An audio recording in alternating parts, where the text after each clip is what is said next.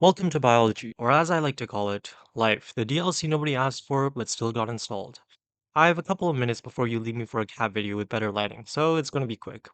I'll cover the following topics. Let's start with the basics. What is life? When people ask me that, I like to stare into the void for 3 to 5 business days before replying. Life is confusing, but it also has a checklist. If you do all of that, you're alive. Congratulations. If you do only some, you're either a virus or you're in university. Life isn't magic. Well, life is kind of magic. But it doesn't just happen. Back in the day, people thought flies spawned from meat. Then this guy called Reddy came along like, guys, that's just raw. Chill. Pasteur sealed the deal when he took his swan neck flask to the French Academy of Sciences, held it up like a mic drop, and said, Vous êtes stupide. Air? Oui. Bacteria? No. TLDR, life only comes from life, and occasionally bad decisions, but that's not IB tested. All living things are made out of cells, tiny squishy blobs that somehow run everything. Classic cell theory is like the biology constitution. Modern cell theory adds some downloadable content. So yeah, you are just a high-stakes bag of cells with emotional problems. There are two types of cells. Prokaryotes are the minimalists of biology. No clutter, no frills. Just survival with strong, I work from anywhere energy. They don't have a nucleus, so their DNA just lounges around like freelancer with commitment issues. They're small, simple, and surprisingly efficient. Think bacteria, the original pros of doing more with less. They probably invented the Pareto principle or something. 20% of their structure doing 80% of the work, and still outworking your group project members. Their ribosomes are tiny, their cytoplasm is constantly multitasking, and their cell wall is made out of peptidoglycan, basically biological armor, because even microbes have trust issues these days.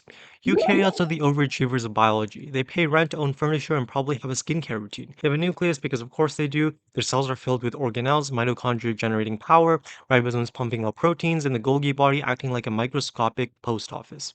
Cell animals are soft, flexible, and slightly dramatic. Plant cells, on the other hand, have rigid walls, massive vacuoles, and run entirely on solar power. Fungi, they're plant adjacent, but darker, moodier, and probably listen to lo-fi while decomposing stuff.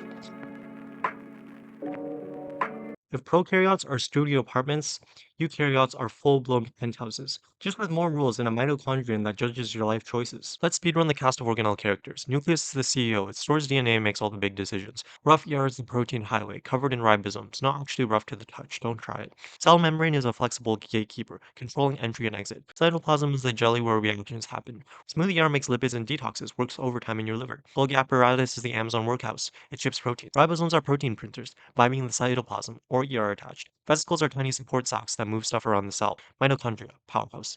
Nucleolus lives inside the nucleus and builds ribosomes. These aren't in the diagram, but I believe in you. You can read. Hopefully. In short, your cells are running Amazon level operations 24/7, and you just hit the snooze button for the third time in a row. Okay, let's talk about photosynthesis, the thing that lets plants eat sunlight. Basically, plants take three ingredients sunlight, carbon dioxide, and water and somehow turn that into sugar and oxygen. This is the official equation. It's nature's version of a smoothie, a very slow, very green smoothie. Enter the chloroplast. Inside, we've got thylakoids, little green discs stacked like Pringles, and stroma, basically the chloroplast's bean juice. Photosynthesis happens in two stages. Stage one, light dependent reactions. These happen in the thylakoid membranes, and they need sunlight. Water, ADP, pi, and NADP plus are already in the stroma, ready to be turned into ADP and NADPH in light reactions. Oh, and there's also just a bunch of H plus ions. First, light hits chlorophyll, the green pigment hanging out in photosystem 2, which lives in the thylakoid membranes. There's also a photosystem 1, but that guy is fashionably late. That light excites an electron. Let's call him Bob, and Bob gets hyped. He blasts off like a cat chasing a laser pointer. Bob launches down the electron transport chain, a biochemical slide. But the second he leaves, chlorophyll is like, bro, I need that. So it rips apart a water molecule to fill the void. The H plus ions stick around awkwardly. The O2 gets dumped like the school cafeteria's food waste, and a backup electron steps in as Bob's stunt double. Let's call him Fake Bob. As Bob zooms down the chain, he powers up the proton pump, whose real name is cytochrome B6F, but we call him Beth. Beth's job?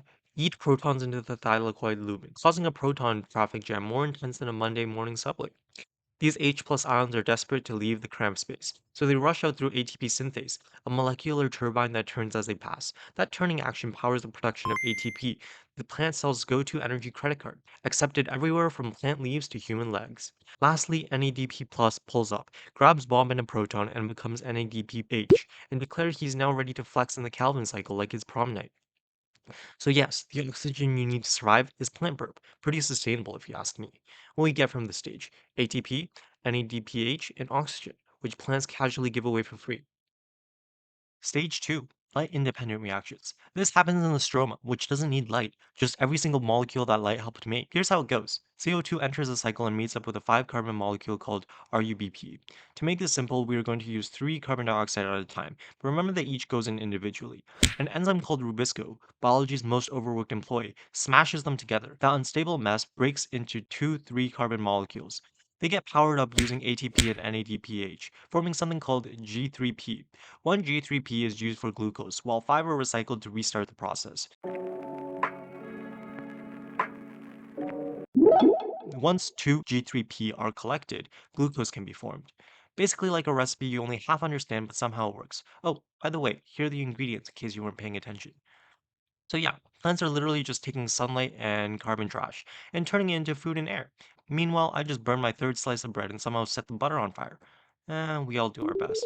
Alright, here we go. Cellular respiration, also known as body grab sugar, slams into your cells and cranks out ATP like turning donuts into energy. With science. ATP, adenosine triphosphate. It's made of 3 phosphate groups. If you break one off, you get instant energy. ATP is also water soluble, stable at neutral pH, and can sneak past the cell membrane. Like a great roommate, helpful, predictable, and doesn't randomly vanish. So, what does ATP pay for? Well, everything. ATP is like the Venmo of biology, just sending energy payments to whoever needs it. Every time a new amino acid gets slapped into a protein chain, ATP is backstage loading molecules, linking bonds, and pushing the ribosome forward like a sushi belt on steroids. No ATP, no enzymes, no antibodies, no biceps. Now let's talk about ion pumps, specifically the sodium ion pump, the overworked, underappreciated gatekeeper of your cell. It chucks sodium out and pulls potassium in 24/7 to keep the right balance of charged particles and is powered by your neighbor's hamster. Just kidding, it's powered by ATP. Duh. Due to this, your organs function, and water, which is attracted to sodium, doesn't flood your body and cause it to explode. Important, right? I think so too. And finally, ATP doesn't just help build things, it helps them move. Muscle contractions, that's ATP flexing. Mitosis, ATP's there. Yanking chromosomes apart like it's winning tug of war at cell camp. Immune cells crawling around like tiny blob ninjas? Yup, still ATP. Basically, if anything in your body divides, chases bacteria, or wiggles and jiggles, ATP paid the bill. Turning ADP into ATP takes energy, and for that we use glucose. You might be thinking, wait a minute, didn't my elite overachieving plant already produce ATP in photosynthesis? And yes, the electron transport chain in light-dependent reactions does produce ATP, but ATP made in photosynthesis is chloroplast only, used right away in the Calvin cycle to make glucose. That's the real fuel plants, and also humans, run on. Also, in case you haven't stood in the sun recently hoping to photosynthesize, humans can't do this. No Calvin cycle, no chloroplast, no photosynthetic flax. We have to steal our glucose the old-fashioned way, by eating plants, or things that eat plants. Okay, so now that we're on the same page and have our glucose, let's explain cellular respiration. The process starts with glycolysis in the cytoplasm, then moves into the link reaction, Krebs cycle, and then the electron transport chain in the mitochondria, but only if oxygen is available. If not, the cell takes a detour into anaerobic respiration instead. Just remember, one glucose enters and leaves with absolutely nothing.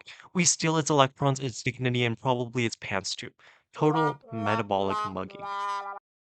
So here's the situation. Glucose strolls into the cell like it owns the place. It's big, it's stable, it's got 6 carbons and way too much energy to handle all at once. Cell's like, nice sugar. Now split. Step one, we slap on a phosphate using the energy from ATP. Then another, because glucose isn't going anywhere until it's been properly tagged like an Amazon return box. Now it's unstable and snaps in two, leaving us with two 3-carbon sugars, triose phosphate, or G3P. Congrats, you've just created identical twins with abandonment issues. Next, each of these molecules get oxidized, which basically means I'm going to rob you of your electrons, and you're going to like it. So the 3-carbon sugar, G3P, gives up a couple of electrons and a hydrogen. These electrons get handed off to NAD+, who instantly rebrands as NADH like it just earned a LinkedIn certificate. While this happens, something clever goes down. The cell sees a random inorganic phosphate just vibing in the cytoplasm like it owns the place, and violently duct tapes it into G3P. I guess that's not very clever. Anyways, now we've got 1,3-bisphosphoglycerate, a molecule that's very unstable, 2 phosphates, nowhere to go, and a look in the eye that says, please let me unload at least one of these. So in one swift move, electrons go to NAD+, a free phosphate gets added, and we rig the molecule to explode, in a productive way of course, because in glycolysis everything is stolen, recycled, or barely held together, but somehow it works. Now our unstable friend, 1,3-bisphosphoglycerate, is practically begging to lose a phosphate, and ADP just happens to be standing there like, don't mind if I do. So the phosphate gets handed off, and ATP is born. And then another ADP comes along and is like, oh, me too. Great success. G3P lost both the phosphates and 2 ATPs gained. But remember, because there's another G3P, we get 4 ATP. We spend 2 ATP at the start though, so we end up with a profit of 2 ATP. This is what we call a low margin business. A lot of effort, not a lot of profit, and somehow still open after 3 billion years. Now we hit a choice point. Do we have oxygen? If yes, aerobic respiration. If no, then the other one. In animals, pyruvate becomes lactate, which lets us recycle NAD plus and keep glycolysis going. The downside? Lactic acid builds up. Your muscles ache. You rethink your life choices. In yeast, pyruvate becomes ethanol and CO2. NAD plus gets recycled again. Your bread rises. Your beer ferments. But the trade-off? Only 2 ATP. Because the only thing anaerobic respiration powers is glycolysis. And glycolysis is your low margin business, remember? If oxygen's in the house, we step into the mitochondrial matrix. You might be asking, I know I probably do this because I need oxygen, but what about plants? Wasn't oxygen one of their waste products? Yes, but they also do aerobic respiration. They just have so much oxygen that they can do this process and still afford to donate some to you. Yeah, the plant is aura farming. Generous little photosynthetic show-offs. Continuing. Basically, pyruvate walks in, trying to look important, but the bouncer, the enzyme, immediately confiscates one of its carbon atoms. No CO2 past this point. Now reduced to a 2-carbon acetyl group, pyruvate's feeling a bit exposed, vulnerable, underacetylated. But just then, coenzyme A shows up like a biochemical bodyguard in a tuxedo and says, "Get in, loser. We're making ATP. You want in or not?" Not that you have a choice. Oh, and don't forget, NAD plus is hanging out by the door too, aggressively networking. It snatches a couple of electrons from the whole interaction and leaves us NADH, fully charged and mildly smug. Then, the Krebs cycle. Look at this diagram. Actually, don't. This diagram's not the point. The 2-carbon acetyl group form acetyl-CoA combines with a 4-carbon molecule, oxaloacetate, to form citrate. As soon as the handoff is complete, coenzyme A exits the scene and is recycled. It's just a delivery guy, not part of the ride. The 6-carbon acetyl group is then broken down through a series of reactions that release 2 carbon dioxide and produce 3 NADH, 1 FADH2, and 1 ATP per turn. These electron carriers fuel the electron transport chain for big ATP payoff. After the cycle, the acetyl group is stripped down to just the oxaloacetate. Notice how 2 of the carbons are gone from the CO2 and how oxaloacetate has 4 carbons. Yeah, funny how your mitochondria is better than you at math. Anyways, oxaloacetate is recycled, ready to go, very environment friendly. As each glucose gives you 2 acetyl-CoA, the cycle runs twice per glucose, doubling your energy gains. If you need to know more stuff for class, you can have your diagram back, but the intermediate steps are not that relevant. Now that we've hoarded all of this molecular gold, let's go cash out. The electron transport chain is located in the inner mitochondrial membrane, also known as the cristae. Note, this ETC is very similar to the one that happened in light-dependent reactions, just with different organelles and molecules. These are some quick high-level differences. Don't stare too hard at the chart like it's going to reveal the secrets of the universe, because it's not. We're diving into it right away anyways, so just pretend you glanced at it. Okay, so here we go. NADH donates 2 high energy electrons to complex 1 of the ETC. FADH2 skips complex 1 and donates its electrons directly to complex 2. These electrons are passed from complex to complex like a molecular relay race, 1 to 3 to 4, slightly getting lower in energy each time. Once NADH and FADH2 donate their electrons to the ETC and protons to the matrix, they're oxidized and return to their empty forms. As the electrons pass through the ETC, complexes 1, 3, and 4 use their energy to pump protons from the mitochondrial matrix into the intermembrane space. Complex 2 is not a protein pump. Don't ask me why. This builds up a protein gradient. Lots of H plus in the intermembrane space. Think of it like blowing up a balloon and holding the knot shut. The protons want to rush back in. The only way protons can flow back into the matrix is through a protein called ATP synthase. As H plus ions flow down the gradient through ATP synthase, it turns like a turbine, using the kinetic energy to attach inorganic phosphate to ADP, forming ATP. This process is called oxidative phosphorylation. At the end of the ETC, oxygen accepts the low energy electrons and combines the protons to form water, H2O. If oxygen isn't there to catch the electrons, the whole ETC backs up and stops. No gradient, no ATP. If electrons can't leave the chain, NADH and FADH2 can't unload theirs and stay stuck in their reduced form. As a result, NAD plus and FAD aren't regenerated. So glycolysis, the Krebs cycle, and ETC all comes to a halt, and your body changes to anaerobic respiration. That's how your mitochondria keeps the lights on, quietly working overtime so you can scroll TikTok. Now go thank them, or eat something. Either way, they're working overtime. DNA replication is nature's way of hitting Control C on your entire genome 200 words per minute, extremely fast and with ridiculously good accuracy. Oh wait, let me make a correction. That's better. Before a cell divides, it has to copy every single gene so both daughter cells get the full instruction manual. Whether you're a one-celled blob or a human with 37 trillion cells or this advanced being, this is how life keeps going. Healing cuts, growing taller, or passing on your genes. But copying DNA isn't the end of the story. That DNA has a job, telling your cells how to build proteins. So once you've got the blueprint, it's time to start using it. DNA doesn't just duplicate, it does it semi conservatively. Each new DNA molecule keeps one original strand and builds a new complementary one next to it. Let's get the basics out of the way. This is helicase. It unzips the double helix by breaking hydrogen bonds. Think molecular scissors, but petty. DNA polymerase builds the new DNA strand, sticking to base pair rules. A pairs with T, C pairs with G. Polymerase only builds in the 5' to 3' direction. It refuses to work any other way. Diva behavior? Maybe. Biochemically essential? Also yes. DNA strands are anti-parallel. One goes 5' to 3', the other goes 3' to 5'. So replication is not a one-size-fits-all situation. The leading strand gets built continuously, smooth, elegant, straightforward. The lagging strand gets built in chunks called Okazaki fragments, like walking down an up escalator. Okay, so now let's better understand the process, one awkward step at a time. We're following the lagging strand, because everyone enjoys learning difficult things. We follow a diagram where every Okazaki fragment is in a different stage of construction, like a group project where no one is on the same page. After helicase does the unzipping, Primus lays down a short RNA primer, basically giving DNA polymerase 3 a starting point.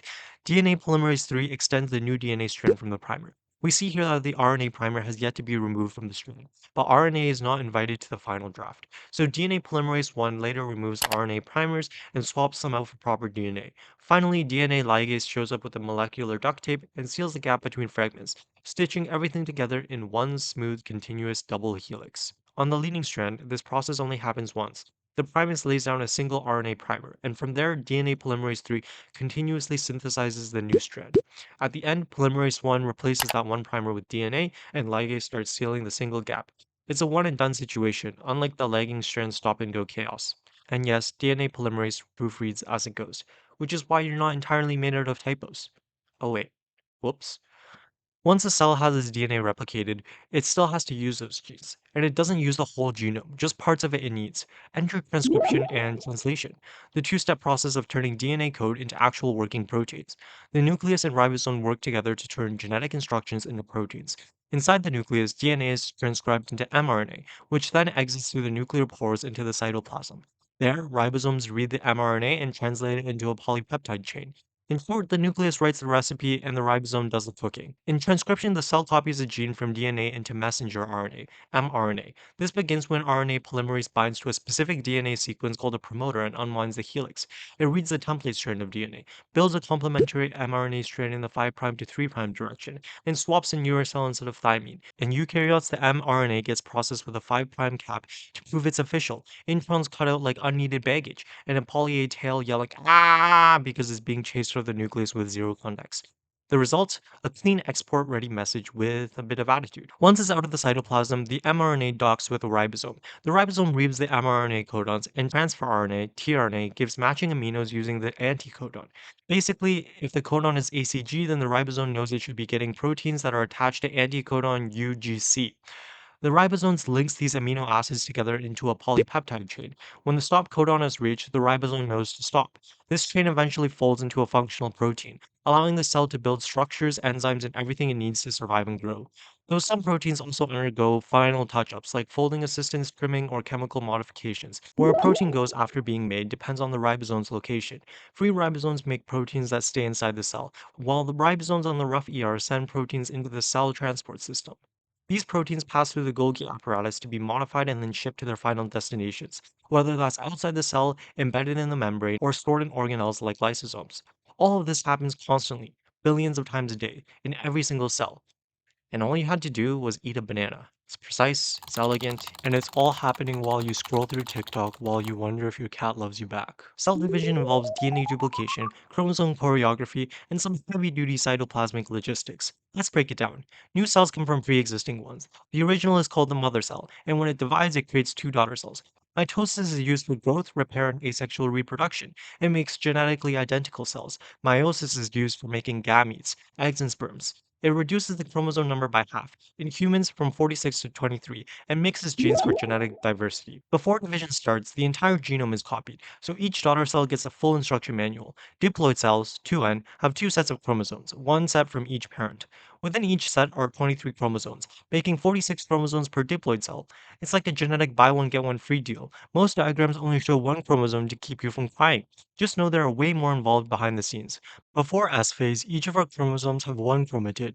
In S phase, chromosomes are replicated, creating an identical copy of each other and held together at the centromere. This matching pair is still called a chromosome, but instead of one chromatid, there are two, known as sister chromatids, just double the stuff. All of this is considered interphase, the pre-mitosis phase where the cell basically preps like it's about to host the Olympics.